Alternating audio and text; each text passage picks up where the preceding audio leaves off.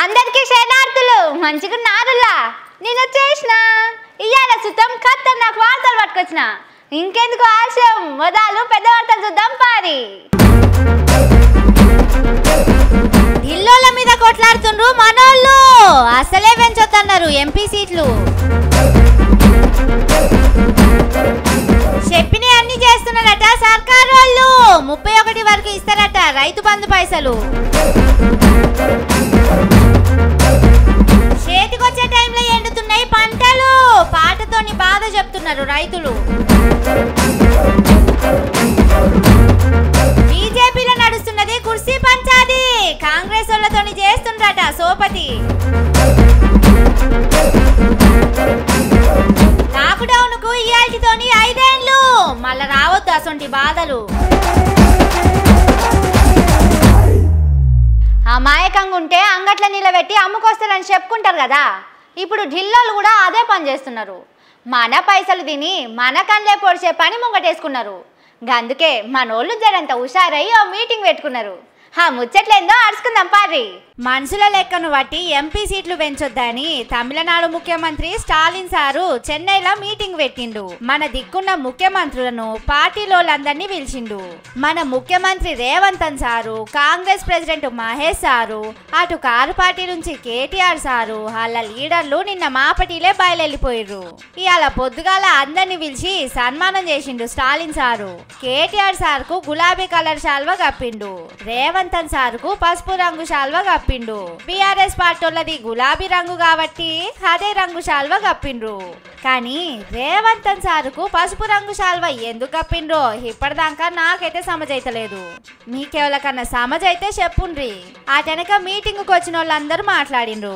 ఇష్టం ఉన్నట్టు ఎంపీ సీట్లు పెంచితే ఊకునేది లేదన్నారు అసలు సీట్లే పెంచొద్దని రేవంత్ సారు చెప్పుకొచ్చిండు అంతగానం పెంచాలనుకుంటే ఎమ్మెల్యే సీట్లు పెంచుండని కేటీఆర్ సారు సలహా ఇచ్చిండు Today, we have a big challenge facing the country. BJP is implementing a policy of demographic penalty. But we cannot accept this proposed delimitation because of it will politically limit us.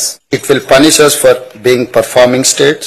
We have to stop BJP for implementing any unfair delimitation. Let me point out, Telangana is only 2.8% of India's population, but we contribute to 5.2% of India's GDP. We're literally punching double our weight. We cannot be penalized, we cannot be snubbed, we cannot be undermined in terms of our voice in parliament, which is a travesty of... ఇక వచ్చేసారి మన హైదరాబాద్ లోనే meeting పెట్టాలని నిర్ణయం చేసిండ్రు అంతా మంచిగానే ఉన్నది మనోళ్ళు గట్టిగానే కొట్లాడేటట్టున్నారు కానీ కాంగ్రెస్ పార్టీకి పెద్ద దిక్కు రాహుల్ గాంధీ సార్ మాత్రం ఇప్పటిదాకా నోరు తెరుస్తలేడు మరి ఆయన మన దిక్కున్నట్ట లేకపోతే బీజేపీల దిక్కున్నట్ట ఉత్తరం దిక్కున్న రాష్ట్రాల సీట్లు పెరిగితే కాంగ్రెస్ కు ఫాయిదా అవుతుందని సప్పుడు చేస్తలేడు కావచ్చు కానీ రాహుల్ సారు పని నయ్యమున్నదుల్లా అక్కడ ఆయన నోరు తెరుస్తలేడు ఇక్కడనేమో కాంగ్రెస్ వాళ్ళను మీటింగ్లకు తోలుతున్నాడు ఎటువైపు అయితే అటు దునుకొచ్చని కావచ్చు నడిమిట్ల గోడ మీద కూర్చొని అటు ఇటు చూస్తున్నాడు కానీ మనమేమన్నా తక్కువ వాళ్ళమా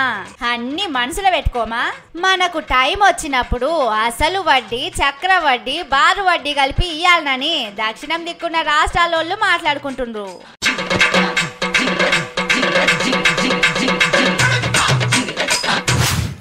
పబ్లిక్ తిప్పల మీద బడ్జెట్ల సర్కార్ వాళ్ళు పెట్టిన పైసల మీద అసెంబ్లీలో ఇయాల కూడా లొల్లి నడిచింది వీళ్ళు వాళ్ళ నన్నుడు వాళ్ళు వీళ్ళ నన్నుడు చెప్పిన అన్ని చేసినామని సర్కార్ వాళ్ళు చెప్పుకున్నాడు పొద్దంతా ఇదే నడిచింది ముచ్చట్లు కూడా చూద్దాం పారి అసెంబ్లీలా సర్కారోళ్ళు ప్రతిపక్షమోళ్ళ నడుమ చిన్నగా నడుస్తలేదు లొల్లి చదువుకునేటోళ్ళ ఫీజుల పైసలు ఇస్తలేరని పొద్దుగాల చాలా సేపు పంచాది నడిచింది అటు సీతక్క ఇటు హరీష్ రావు సారు పోయిన సర్కారోళ్ళు ఏమియలేదని సీతక్క అంటే లెక్కలన్నీ హరీష్ రావు సారు ముంగట పెట్టిండు లాస్ట్ కు సీతక్క కూడా నిజం ఒప్పుకున్నది టైంలో మీ గవర్నమెంట్ వచ్చింది కానీ పోయిన జనవరి ఫిబ్రవరి మార్చిలో ఒక్క రూపాయి కూడా ఇవ్వకపోవడం వల్ల ఇవాళ ఇది పేరుకుపోయిన పరిస్థితి ఏర్పడ్డది మీరు బడ్జెట్ లో పెట్టారు మన బడ్జెట్ లో పెట్టిందన్న ఈ మార్చ్ 31 లోపు తప్పకుండా విడుదల చేసి ఆ విద్యార్థుల భవిష్యత్తును కాలేజీల భవిష్యత్తును కాపాడాలని మీ ద్వారా ప్రభుత్వాన్ని కోరుతున్నాం కాబట్టి ఖచ్చితంగా అవన్నీ క్లియర్ చేసే ప్రయత్నంలోనే కొద్దిగా డిలే అయింది అందులో కూడా మీరు పెట్టినే మళ్ళీ మీరు పెట్టిరని అంటారు అరే మీరు ఇక రోడ్ల పనుల మీద కోమటిరెడ్డి సార్కు ప్రశాంత్ రెడ్డి సార్కు చాలా సేపే పంచాది నడిచింది ప్రశాంత్ రెడ్డి సారు పూజలు యాగాలు చేస్తాడని ఎక్కిరిచ్చినట్టు మాట్లాడిండు మంత్రి కోమటిరెడ్డి సారు. దీంతోని కారు పాటోళ్ళు మస్తు గరమైండ్రు, సభలకెళ్ళి బయటికి పోయిర్రు. అడుగుతా వెంకన్న జర కోపంకి రాకు, నాకు భయం అవుతుంది నేను చూస్తే, జర కోపంకి రాకు, నేను మెల్లగానే అడుగుతా.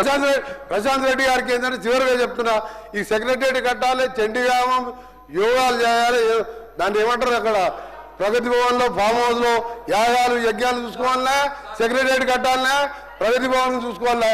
నాకేమో యాగాలు యజ్ఞాలు లేవు, రోడ్లు వేయాలి, బిడ్డలు కట్టాలి. అవే సత్యదూరమైన మాటలు మాట్లాడినాడు. నంబర్ 1.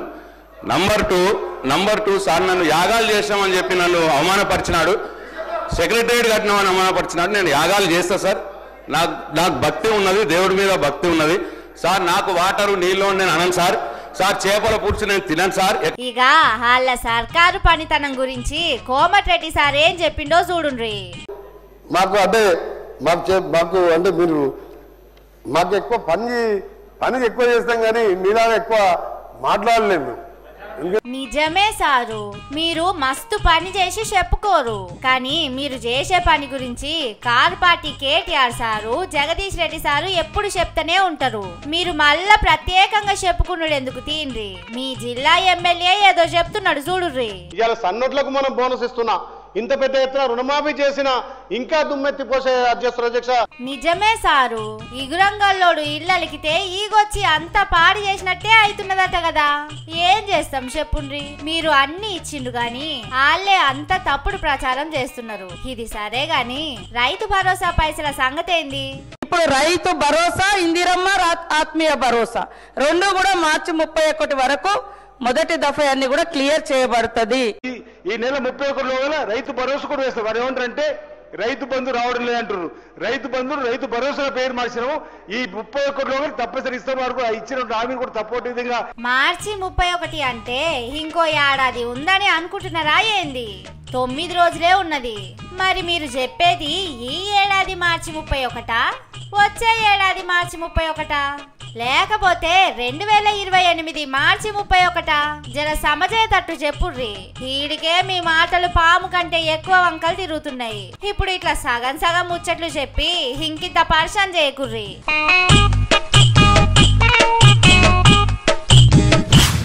రైతన్నలకు ఎంత తిప్పలొచ్చింది. సర్కారోళ్ళు పెట్టుబడి పైసలు ఇయ్యకపోయిరి. ఆడనో ఈడనో అప్పు తెచ్చి పంటలేస్తే ఇప్పుడు ఎక్కడికక్కడే ఎండిపోబట్టే.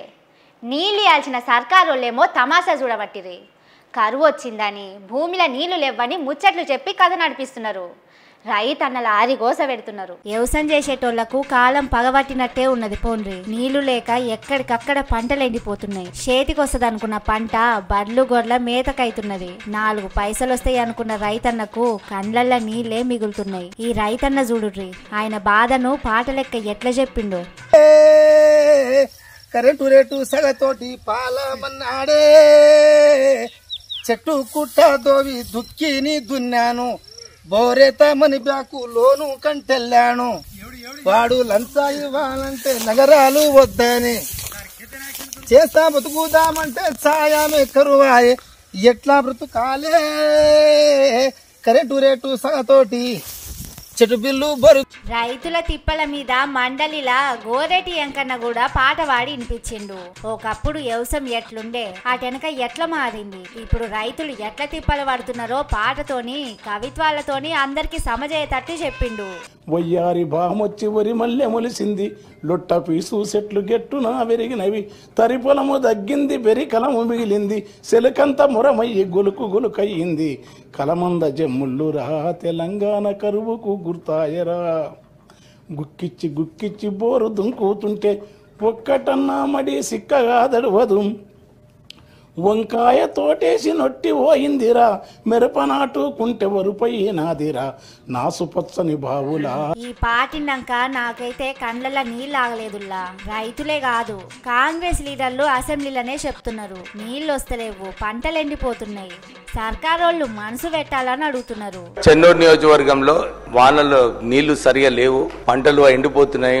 దాని గురించి నేను మంత్రి గారికి రిక్వెస్ట్ చేశాను, 2 TMC నీళ్లు చెన్నూరు నియోజకవర్గానికి ఎల్లంపల్లి నుంచి రిలీజ్ చేయమని చెప్పి వారిని రిక్వెస్ట్ చేయడం జరిగింది. పోయిన సంవత్సరం ఎల్లంపల్లిలో 8 టీఎంసీ స్టోరేజ్ ఉండే, ఈ సంవత్సరం 12 టీఎంసీ ఉంది. కానీ ఎంత మంది అడిగినా సర్కారోళ్ళు ఏడ మనసు పెట్టేటట్టున్నారు చెప్పుండ్రి.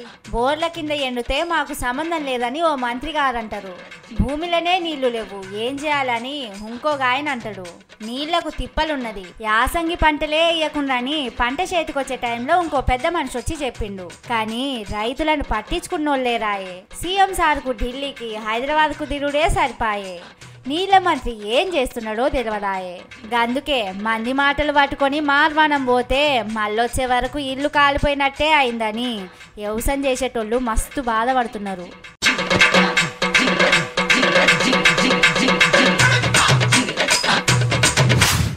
రాష్ట్రంలో బీజేపీకి కొత్త అధ్యక్షుడిని పెడుతున్నారని నిన్న చెప్పుకున్నాం కదా. ఆ కొలు మళ్ళా బండి సంజయ్ సార్కే ఇస్తున్నారని కూడా చెప్పుకున్నాం. ఈ ముచ్చట తెలియంగానే చాలా మంది సంబరపడ్డారట. కానీ కొందరు మాత్రం మస్తు కోపానికి వస్తున్నారు.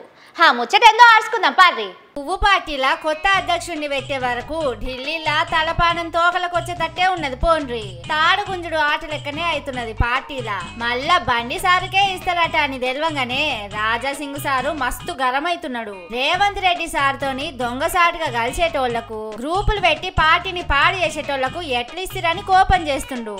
అధ్యక్షుడు అంటే అందరితోని కలిసి పని చేయాలి గాని కాంగ్రెస్ వాళ్ళతోని కలిసిపోతారా అంటున్నాడు. ఈ మాటలన్నీ బండి సారు గురించేనని పార్టీ ఉన్నోళ్ళు అంటున్నారు. అటు బండి సారేమో నేను రేసులనే లేనంటున్నాడు.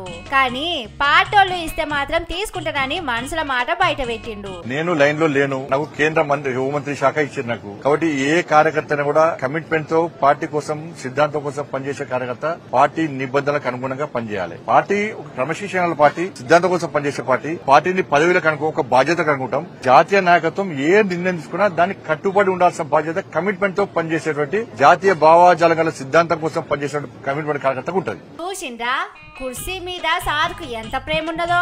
కానీ ఒక్క మాట సమజైతలేదుల్లా. ఢిల్లీలోనేమో బండి సారే ఫైనల్ అని లీకులు ఇచ్చుడేంది, బండి సారు పేరు రాగానే రాజాసింగ్ సారు ఇంతగానం గరమవుడేంది. పార్టీల కాంగ్రెస్ వాళ్ళతోని కలిసిపోయిన వాళ్ళెవలో ఢిల్లీలకు తెలుస్తలేదా? లేకపోతే తెలిసినా గాని ఆయన కూడా మన మనిషే కదా అని పట్టించుకుంటలేరా ఏంది? ఏందో ఏమో పోన్రి. ఈ రెండు పార్టీల సోపతేందో దాని మీద ఆళ్ల పార్టీలే లొల్లి చేసుడేంది. అంత గమ్మతి రాజకీయం నడుస్తున్నది తెలంగాణలో.